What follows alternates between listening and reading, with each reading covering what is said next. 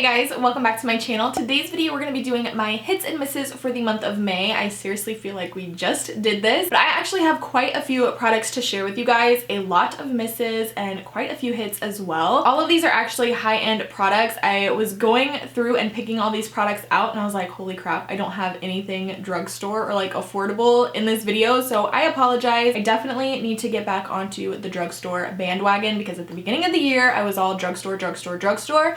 And now, ever since the Sephora VIB Rouge sale, I have been high-end. So I need to get on Ulta's website, go to a few drugstores, and check out what is new. So I do apologize that all of this stuff is kind of more higher end, but I thought I'd go ahead and share my favorites with you anyway because there's a lot of good products and then there's a lot of not so good products. So I'm gonna go ahead and jump in since we do have so many products to get through. If you enjoy my hits and misses, definitely give this video a thumbs up and let's just go ahead and get started. I have so many products from NARS. NARS is one of my all-time favorite brands. I love getting products from NARS and they have just been killing it with their products lately. The first one that I want to mention to you guys is the NARS Soft Matte Concealer. This is in the shade Chantilly. I've used a lot of this. I don't really know if you can see in the little jar there, but I have used a crap ton of this. I love using this on my eyes as an eyeshadow base. It reminds me a lot of MAC Soft Ochre Paint Pot, but a little bit more lighter in tone, so it works better with my skin tone. And it's obviously cruelty free, so I've been loving this. I think it really does a great job at canceling the veins that I do have on my eyelids. I do have quite a bit of discoloration on my eyelids and I feel like this completely covers it up. It works well with eyeshadow, so it's very easy to blend product on top. Love this. It is a little bit expensive just to use as an eyeshadow base, but I don't really like it on the face. I've tried it underneath the eyes, I've tried it on my face like with very minimal makeup, and I just don't like the way it looks on my skin. I feel like it kind of clings to dry patches and stuff like that. On the eyes, I think it's absolutely stunning. You definitely need to check that out if you're somebody that 1, has oily eyelids, 2, has a lot of discoloration, and 3, looking for an alternative to MAC Soft Ochre Paint Pot. That is an excellent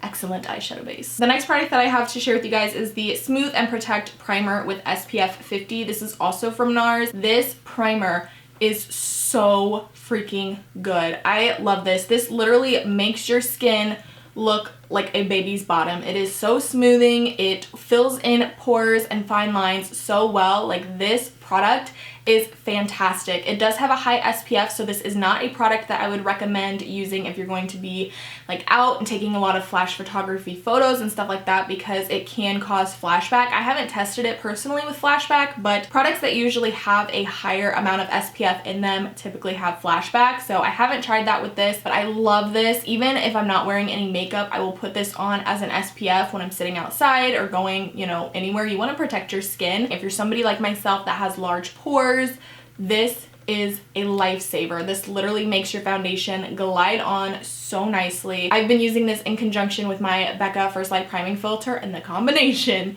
is so good. Pricey, but so freaking good. I love this stuff. I don't find that it has like an overly sunscreeny scent or anything. I mean, you can tell it has a little bit of a scent of sunscreen, but it's nothing that's too offensive or anything. I personally like the smell of sunscreen, so it doesn't bother me. If you are looking to further protect your skin, if you're looking for a really good pore minimizing, skin smoothing primer, this is a fantastic option. I really recommend that a lot. This next NARS product is their Loaded Eyeshadow Palette. I have been thoroughly enjoying this palette. As you can probably see, I have used this a lot. I did a whole video on this palette, which I will have linked down below if you guys care to check that out, but this palette is so good. I've been using this a lot for those very minimal makeup days when I just want to have a very natural looking eye day. I always gravitate towards this palette ever since I gotten it. It's gorgeous. It's the perfect travel palette. You've got a really nice variety of cool and warm tone shadows. You get a nice variety of mattes and shimmers. I'm just obsessed with this. I think if you are a neutral eyeshadow lover, this palette, you need it in your life. I'm pretty sure it's limited edition. It is kind of expensive, but the quality of the shadows I find is absolutely amazing. The only color that I really have trouble with is this dark brown shade right here. It's just a little bit drier and a little bit chalkier, but the other shades blend out beautifully. The metallic shades in here are absolutely gorgeous. That is what they look like right there. I do also really like this light shade up here. I feel like this color is a little bit chalky as well, but on the brow bone, this color is life. Like, it is seriously so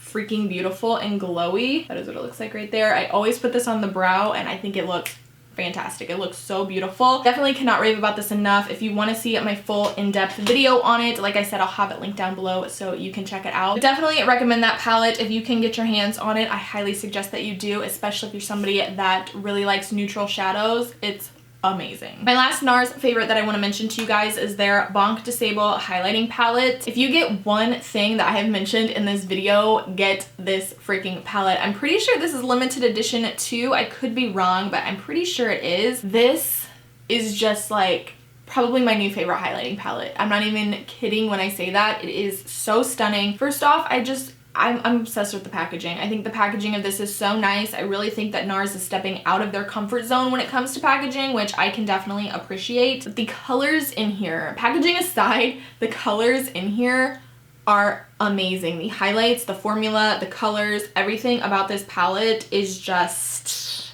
I love it. I can't help but love this palette. This is what it looks like right here. If you can get your hands on this, I highly, highly recommend that you do so. I've made such a dent in this already and I've only had it for like a month. That is what the highlighters look like swatched on the hand. Just look at the glow that it gives. Ugh. I do have this on my cheeks today and I just think it looks so beautiful. I feel like this formula is literally the best formula for people that have texture like myself. I do get a lot of texture and clogged pores like right up here, which I honestly don't understand why I get such clogged pores right up here, but I do, and I don't feel like this accentuates texture at all. Like, this is probably the best highlighting formula that does not emphasize texture. I love the way this looks. I think it is so radiant and glowy. It's not too over the top. It doesn't have a bunch of sparkle in it to make it look like unnatural. I mean, I definitely have it built up quite a bit because I really, really like this powder and I can't help but go ham every time I use it. But I feel like you can get a really natural everyday look with it. You can definitely build it up and make it more dramatic like I did today. I love this. I also have it underneath the brow and in the inner corner of my eye, and I'm just obsessed with this. I do have the lightest shade and the middle shade right here mixed together. I feel like when I'm a little bit more tan, I can definitely pull off this shade right here, but if I was super, super fair like I normally am, this color right here is the only color that can really work for me. But this darker version down here is perfect as a blush topper. It reminds me a lot of the Rose Gold Shimmering Skin Perfector from Becca, which I do have and I use as a blush topper. So definitely very multifunctional palette. You can even use it as eyeshadows.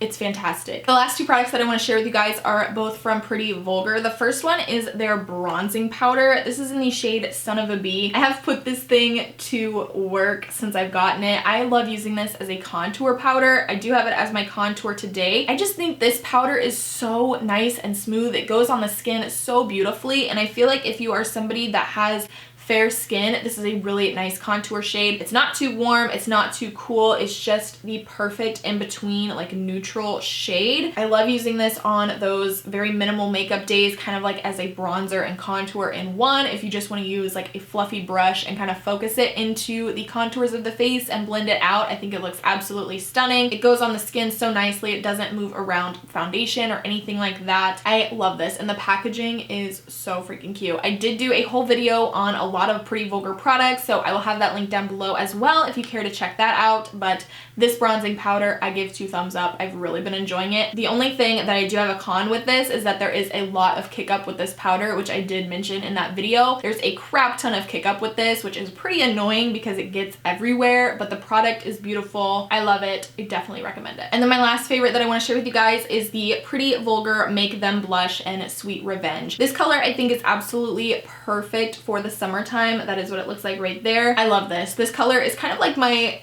go-to blush shade. I always tend to go for like corally shades like this. Again, the formula of this is just absolutely stunning. It goes on the cheeks so nicely. It's not as pigmented as what I thought it was going to be. Looking at it in the pan, it looks like it would be really intensely pigmented, but it's really not. When you go in with a brush, you kind of do have to dig your brush in there a little bit to get some good color payoff. But if you want just like a natural everyday makeup look, I think this blush is absolutely perfect. Again, it goes on the skin really nicely. I do have just a hint of it on my cheeks today. I didn't really want a lot of blush on my face today, so I do just have a little bit. I love the way this looks. I feel like if you have a tan, this color is going to look gorgeous on you. It's just the perfect summer color. I mean, it's just, I always gravitate towards blushes like this. I love it. I highly recommend this as well. So definitely check out their face products. We're gonna get into the misses here. I do have several misses from Pretty Vulgar, and I actually ended up returning a lot of the products that I got from this brand. The first thing that I want to mention to you guys is their eyeshadow palettes. I was not too impressed with their eyeshadow palettes. I actually ended up returning both of the eyeshadow palettes that I got. I got their Early Bird palette and I also got their Nightingale. I thought they looked absolutely stunning in the pans. They were so cute and they were laid out so nicely. I loved their packaging of the palettes, but honestly, the quality of the shadows was a pretty big disappointment for myself personally. And I also felt like the colors kind of resembled palettes that I already have, like the Naked Smoky palette and the Naked 3 palette. I just feel like the colors were pretty similar to that. So if you have those eyeshadow palettes, I definitely don't think that you need those in your collection. I was just very disappointed with the quality of the shadows. I felt like some of the colors were very chalky, very patchy, very dry, very difficult to work with, which you will see in that video if you care to check that out. So I did end up returning both of those because they were $35 each, and honestly, it's just something that I would never gravitate towards. I did also return their eyeshadow base. I loved it when I first used it. It was so sticky and amazing, but later on, like the more I wore it and the longer I had it on my eyes, it irritated my eyes like crazy. I don't know what was in there, but I even tried to use it as a glitter glue, which it worked absolutely perfect for, but it irritated my eyes. And when I went to remove it at night, my eyes got all like bloodshot and red, and it just did not feel good at all. So I did end up returning that as well. I don't know what was in there that was irritating my eyes, but I am a contact lens wearer and I do have pretty sensitive eyes, so definitely had to get rid of that. I did end up returning my NARS Seaside bronzer that I showed in my Sephora VIB Rouge sale haul. I felt like the consistency of the product was just very patchy. Like it didn't, every brush that I used with it,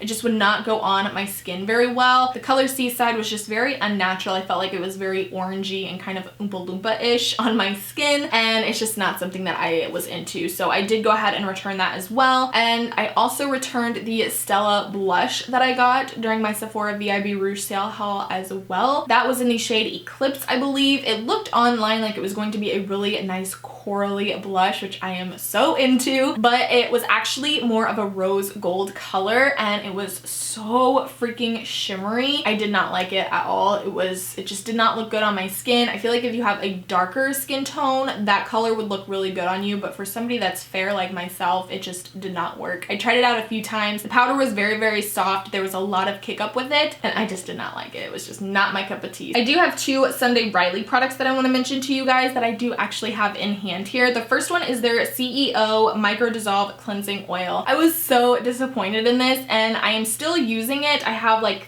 that much left because I want to use this up. This little set was so expensive. I feel like I just need to use it up even though I hate this. This does not remove makeup like at all.